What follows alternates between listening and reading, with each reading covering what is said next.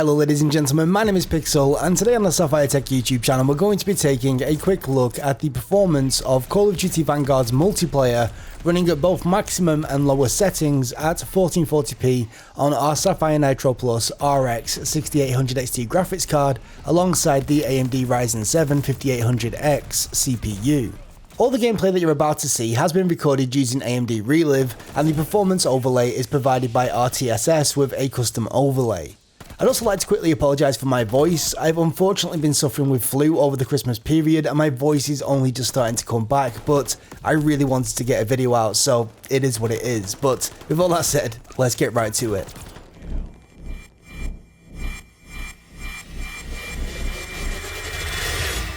To start off, let's take a quick look at the game running with the ultra quality preset. The good news is that just like we saw in the single player campaign, the balance between presentation and performance is looking pretty solid.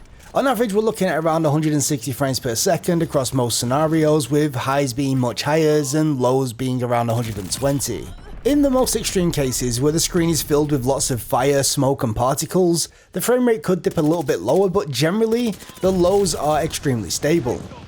Visually, the game looks pretty much as good as what you'd expect if you've played either of the last couple of games in the franchise.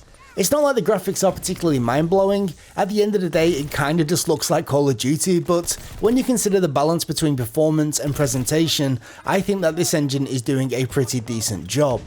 As a side note, I do have to say that it's nice to see that the janky death animations have seen some improvement, and there's also been a decent bump in the amount of destruction on at least a few of the maps.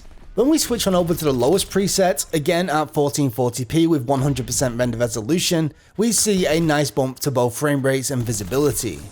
In most cases, we are now hovering around 240 frames per second with highs just above 300 and lows mostly above 200.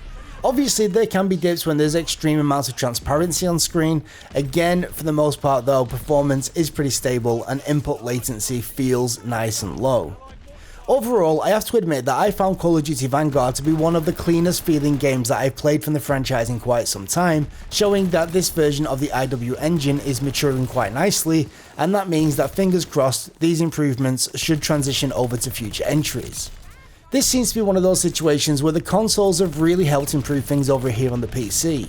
By having modes that target high frame rates, it appears that a decent amount of work has been put into optimizing the engine's use of CPU processing power, meaning that we don't see anywhere near as much CPU bottlenecking as we usually do, especially when running on the lower settings. Call of Duty as a franchise, barring maybe the Modern Warfare reboot, has never really been known for its graphical prowess, always focusing more towards that smooth 60fps console experience, so it's understandable that most people won't find what I'm saying here to be particularly exciting, but that does not mean that it's not impressive. The latest generation of consoles have seen a bigger jump in CPU processing power than what we would normally expect, and this can be both an amazing and dangerous thing at the exact same time.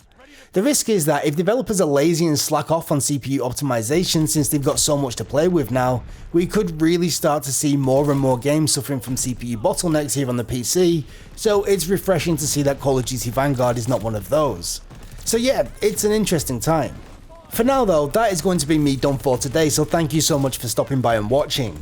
If you are new around here, how about slapping that subscribe button and dinging that bell so you'll be notified of our future uploads. Also, if you like this video, be sure to leave it a like, and finally, if you've got any questions, suggestions or feedback, then please let me know down in the comment section down below. Once again, from myself and everybody here at the Sapphire Tech YouTube channel, thank you so much for stopping by and watching, and until next time, we'll catch you later. Bye bye.